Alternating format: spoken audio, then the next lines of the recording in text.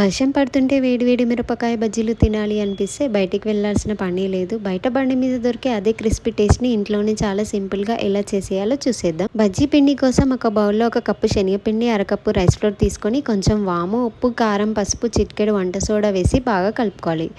నీళ్లు కొంచెం కొంచెంగా పోసుకుంటూ మరీ పల్చగా కాకుండా మరీ గట్టిగా కాకుండా బజ్జీలకు పర్ఫెక్ట్గా ఉండే కన్సిస్టెన్సీలో పిండిని ఇలా రెడీ చేసుకొని ఒక 10 నిమిషాల పాటు పక్కన పెట్టుకోవాలి. ఇప్పుడు మిర్చీలను తీసుకొని మధ్యలో ఇలా చీల్చి లోపల ఉన్న గింజలను మొత్తం తీసేసి తర్వాత మిర్చి లోపల కొంచెం ఉప్పు పెట్టుకోవాలి.